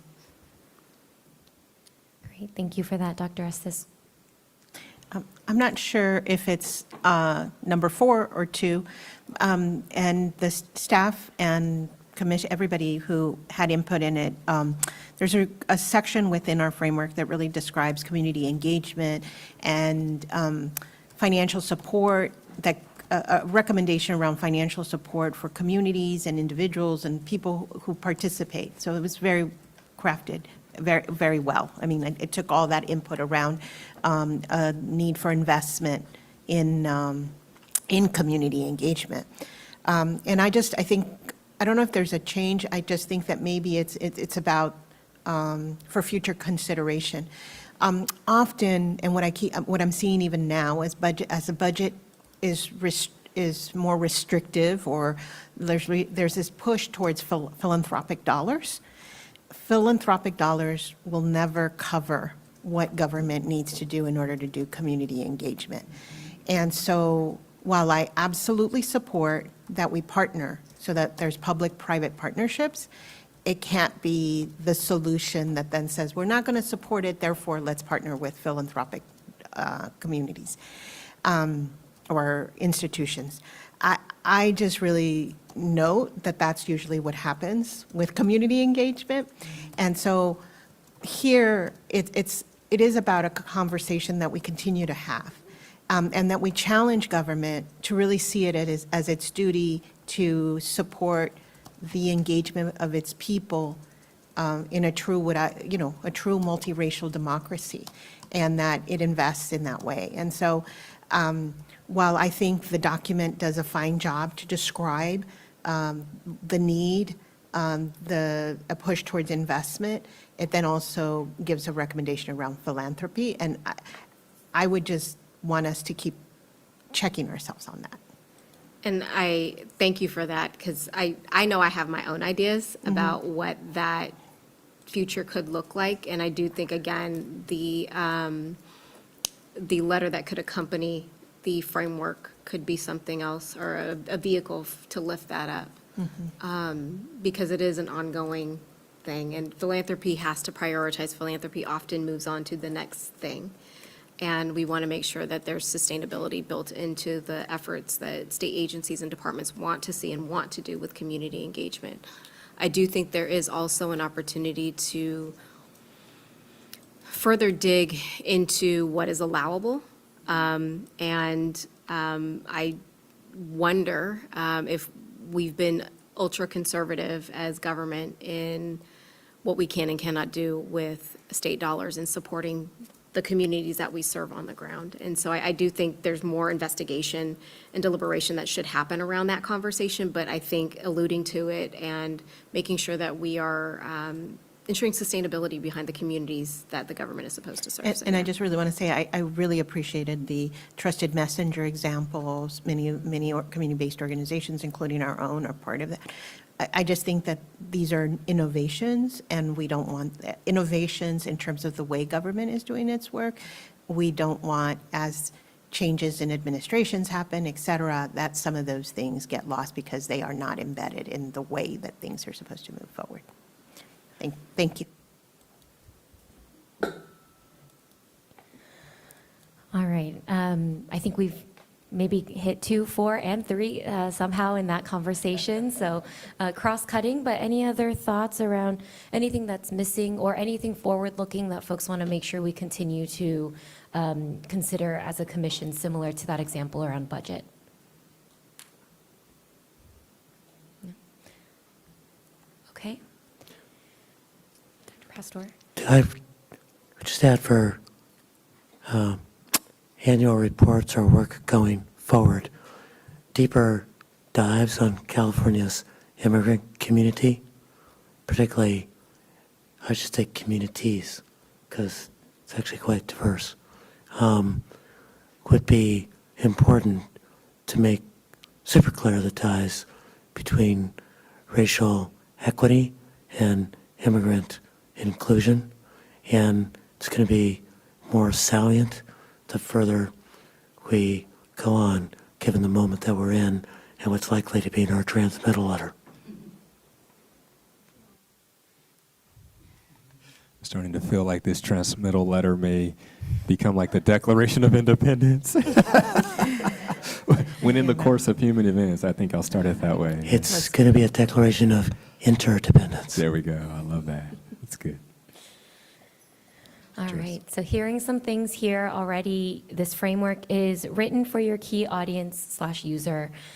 There is a lot going into this transmittal letter, making sure we're recognizing pieces around Commissioner Kim's thoughts on the equity index, as well as exploring that in long-term strategy for implementation. Hearing also that the transmittal letter will be part of really important messaging and contextualization from the beginning, kind of about the role of government and past transgressions and acknowledging that. Also hearing the transmittal letter, very popular item today, thinking about incorporating a recognition of how budgets, as they continue to become restrictive, increasingly restrictive, making sure that government remains committed to allocating budget for community engagement without over-reliance on philanthropy. And then continuing to explore that in the future, as well as deeper dives into California's immigrant communities. So we've got a lot coming up, as well as further ahead. Is there anything else that commissioners are thinking about that's important to capture for the purposes of our discussion today? Commissioner Hedrick. Yeah, I'm thinking about question 3, and I'm reflecting back to the Possibility Labs report where they did an environmental landscape of existing equity work among state government. And I would like to see potentially in an annual report or in, maybe this is a topic for the evaluation committee, a crosswalk again with the framework to see, did we fill gaps? Did we put out duplicative information? Like, where did we strengthen what was in already the landscape? And then also, like, what remains to be gaps? We are already building that into our scope of work for the evaluation. So keeping in mind what we learned in the asset analysis, and then how do you carry that forward, one, in the self-assessment of agencies and departments, but then also, how do we evaluate the actual impact of the framework? So we're definitely thinking about that. Thank you. All really great points. Anything else from the commission today? Okay. Well, with that, I will pass it back to you, Chair Matthews. Thank you so much, Joyce, for walking us through that disciplined conversation. We are at a unique point because I think we could vote. However, we will take public comment for sure before we do that. But it's also lunchtime, and so I want to just open it up for the commissioners. I'd love to vote before lunch, but some may be very hungry. Okay, fantastic. All right, so with that, we will move forward immediately to public comment, and we will defer lunch until we have taken a vote on the motion that's been seconded on the floor. Jess, I'll turn it over to you. As a reminder, you may submit a virtual public comment card by visiting racialequity.lci.ca.gov/meetings and completing the public comment form linked there.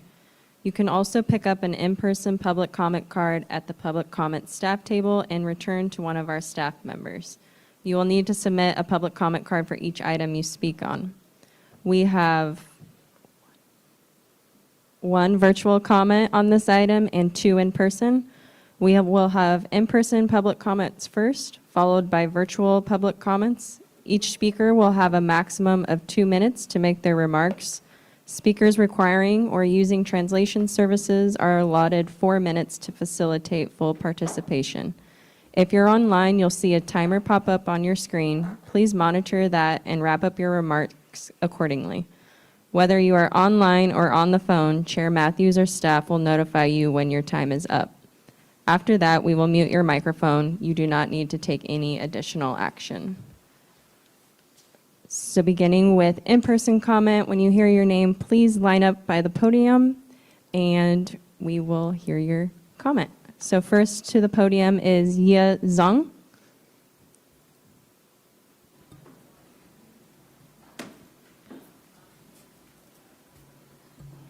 And please begin when you are ready.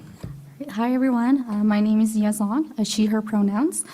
I am the equity specialist here on behalf of the California Department of Aging. I want to thank the Commission for the opportunity to provide public comment on the racial equity framework draft that was due last month. We appreciate the opportunity to engage our Equity Advisory Committee on Aging and Disability on this important work. We also appreciate the efforts made by the Commission in uplifting this important work and furthering DEI in this state. And so, again, we just want to thank you for the opportunity and, again, for the work that you guys are continuing to do. Thank you. Thank you, Dr. Zai. Thank you so much. Next to the podium is Elena Santamaria. Please begin when you are ready.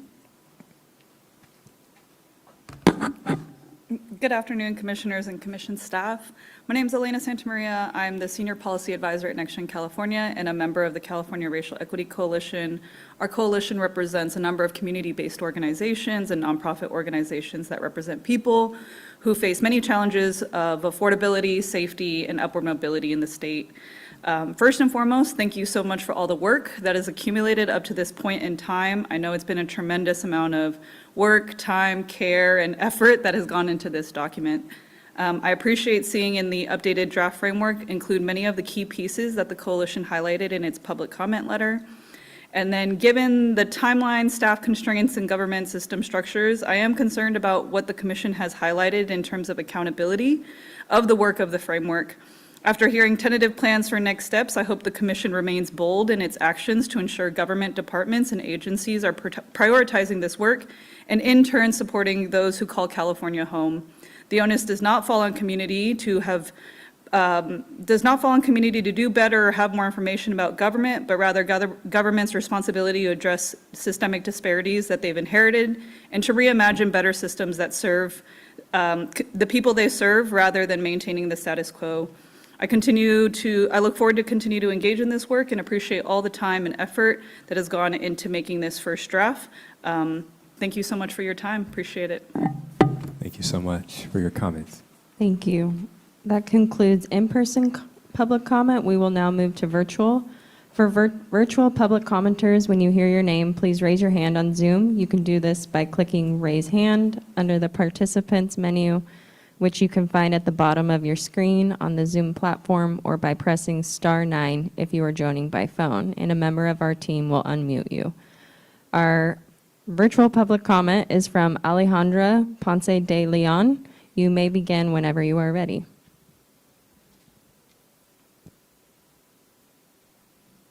Good afternoon. My name is Alejandra Ponce de Leon, Associate Director of the Voice Team in California, and also the California Racial Coalition. Just much appreciation to the staff, to the commission, for all the hard work in listening to a lot of the feedback that was, provided to you at last month's meeting, and definitely seeing a lot of the improvements in the organization of the framework, of being able to make it an easier read to understand, like, what are the priorities, what are the strategies and the tools, and also to have embedded a lot of things that our coalition has uplifted over this, year and a half or so. I think in listening to the conversation and recognizing that the framework is something to work on, to add on, and that there's more ways, in the future and its implementation of how many things that, could still be uplifted. And even hearing this letter that's accompanying the framework as an opportunity to uplift things, I feel like one area that, I think is still necessary, I think especially as a framework, to really embed the why state government needs to take this on. Why state government, what is the role in creating the, systemic racism, its role in perpetuating, but also to really raise up the role and the responsibility to help dismantle it. And so I think that that is something that's key, that I feel for all practitioners and members of the department and agencies to really recognize, that the role of government in it, in racism and systemic racism, but also the role that it has to sustain it. And as hearing from Commissioner Salas and others, really that ask, that push that our state government commit the resources necessary to invest in this work and the implementation of the framework. And so I feel like those are crucial things that hopefully could be embedded. I recognize that there are a lot of constraints in maybe incorporating into the framework, and not to give more to Commissioner Matthews on the letter, but just really, I think it's important to center that, along with the urgency of where we are now, but what's been historically the role of government in perpetuating this and still playing a role in exacerbating it, but also the role that it has to transform this and the role it has to really invest the resources for this to happen. So, but thank you again for all the hard work. I appreciate all of you. Thank you for your comments. Thank you. And we have an additional online public comment from Vince Lois. Please begin when you are ready.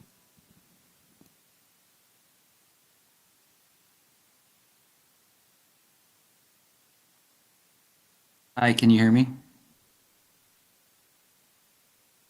Hear you. Okay, thank you. Good afternoon. My name is Vince Lois with Prevention Institute and also a member of the California Racial Equity Coalition. First, wanted to thank the Commission and the staff for the opportunity to provide comment on the first draft of the framework. And congratulations on the speedy update and writing on the new draft. We know it was a significant undertaking to update the draft in the time you had. We're really pleased to see several updates to the framework that reflect comments from Prevention Institute and the Coalition. We appreciate the organization of the framework section, contents by strategy, I think it helps the reader and especially a government entity understand how they can facilitate an overhaul of their practices around procedures like community engagement or data collection, starting at step 1. And also really appreciating the strengthening of directive language in the framework. As we move forward, we'd like to underscore the significance of the framework as a blueprint and a starting point for future procedural and legislative change to integrate racial equity in government practice. We're really excited about the opportunity to delve deeper into the details on the Office of Racial Equity and a State Equity Index. And we know that towards the final weeks of finalizing the framework, that the framework is a launchpad for consultation and continued advocacy both inside and outside government. With the 30 seconds I have, I just do want to acknowledge that last Friday, Governor Newsom signed SB 518, which will establish a Bureau for Descendants of American Slavery in California. The Bureau was a central recommendation of the California Reparations Task Force made in its final report.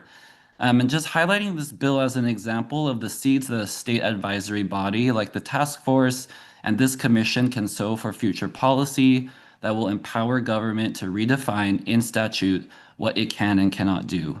And with that, acknowledging that, just urging y'all to continue to be bold and aspirational in your work. And thank you so much for the work so far. We stand ready to continue to support y'all. Thank you.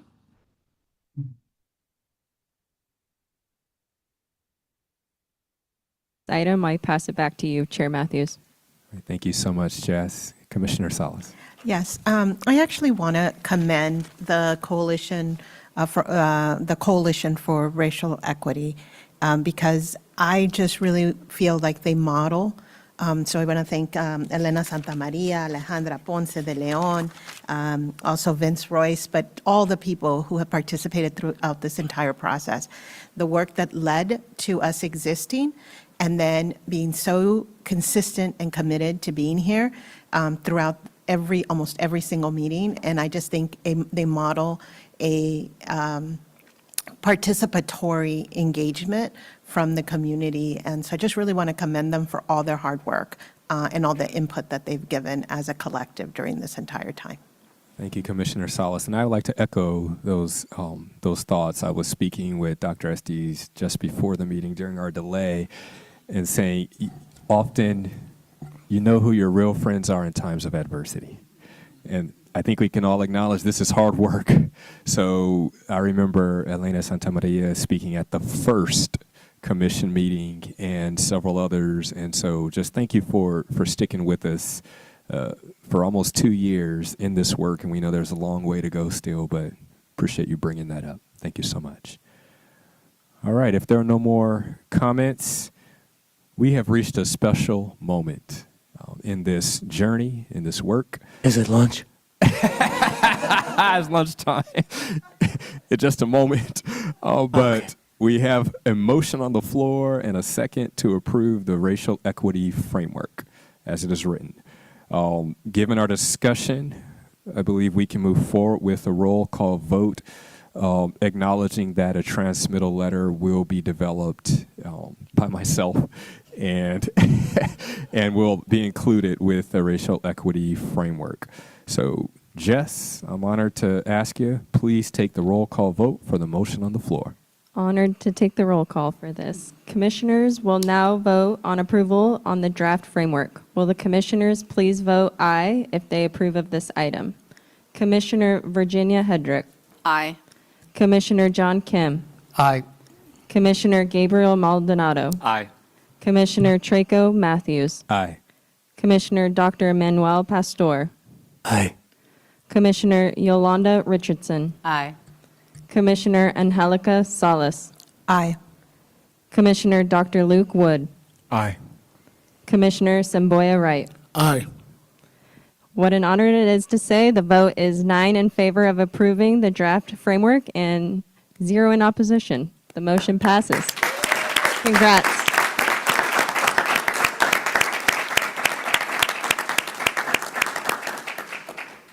It's hard for me not to feel like this might be some of the most important work I've done in my life. And as you typically do with any big achievement, you eat as a reward. And so I'm pleased to say that we will now take a 1-hour lunch recess, and then we will come and finish the final 2 agenda items. And so we will reconvene at 1:52.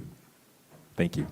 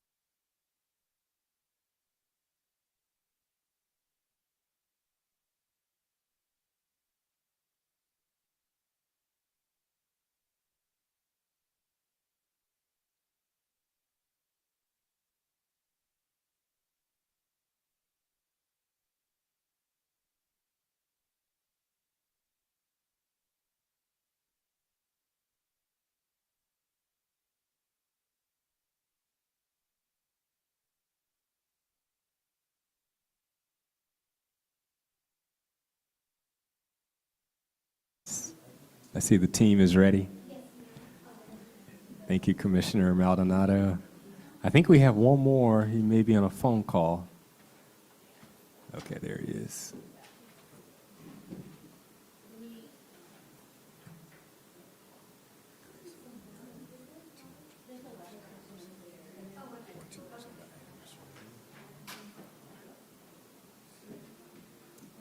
He can't go in that way, I forgot.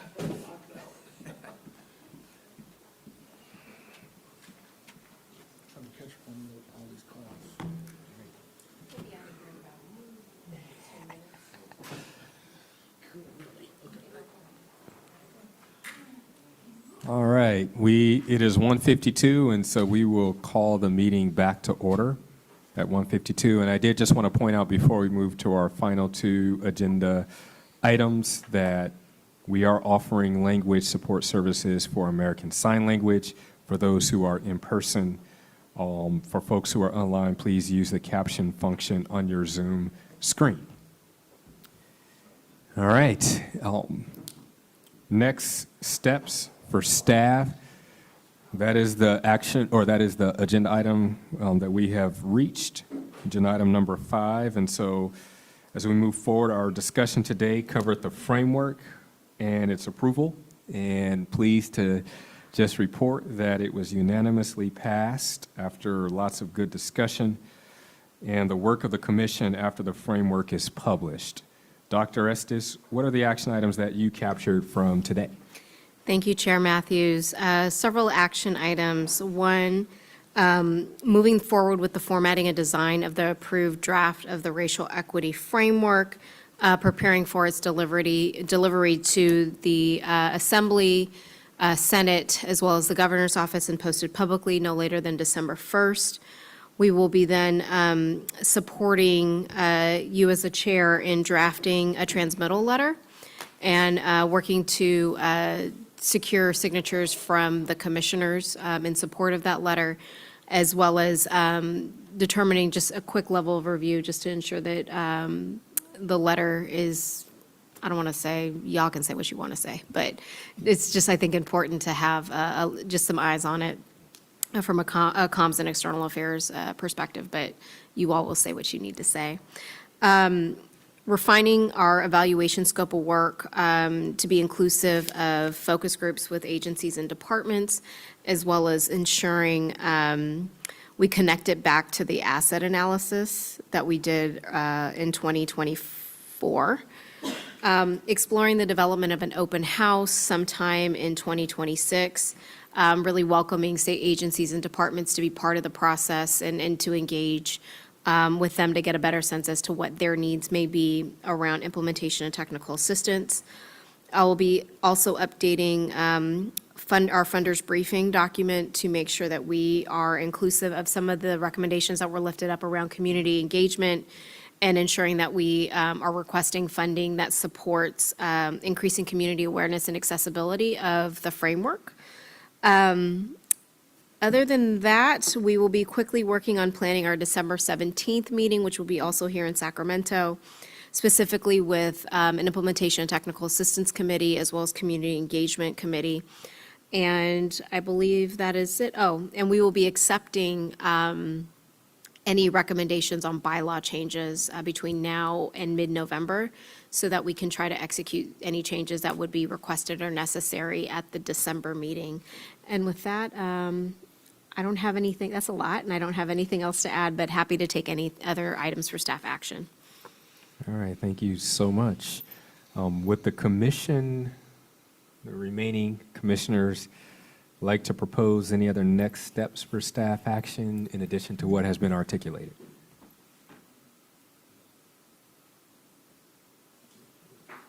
We had lots of good, robust conversations, so I think we are all set. All right. Just quick question to make sure, Dr. Estes, we welcome your thoughts on this set of the action items that you articulated for us. Do the action items outlined today seem feasible? Yes, they are feasible. I think our priority now is ensuring the development of the framework in a way that is ADA compliant and accessible online for our audience, and allowing just really wanting to make sure that communities can access the work that you all have produced through the deliberations over the last 2 months. So everything seems fairly feasible. There may be a bit of delay on the exploring of the open house, just given wanting to kind of wrap things up around the framework and making sure that we're developing out scopes of work. But just, again, Commissioner Maldonado, thank you for that recommendation. I love that idea. All right, beautiful. Well, thank you. We know that these items will be instrumental to moving our work forward, and we look forward to reviewing them at our future meetings. All right, we will move forward to agenda item number 6, and that is public comment on matters not on the agenda. For those who have stuck around long enough, we appreciate your patience, as I indicated at the beginning of the meeting. So now we will take any public comment on items not on the agenda. This is an opportunity to provide public comment on items not on the Racial Equity Commission's agenda for today. Public comment on items not on the agenda must be germane to the charge of the commission. Jess, do we have any public comments here in the room or online? There is no public comment for this item. Okay. All right. That may be a first.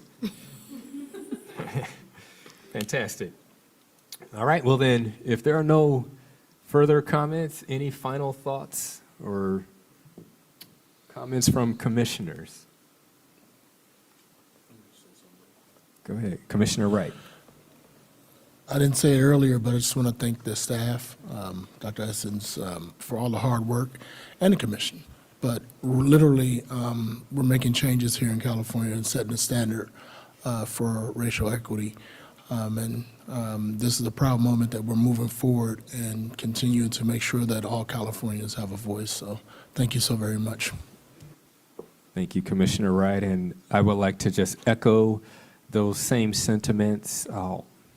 I know that so much work goes on behind the scenes and outside of our meetings together. And really that is driven under the incredible leadership of Dr. Estes, but then also her staff and her team who do a phenomenal job. And so I know there's not many of us in the room, but could we just give them a round of applause?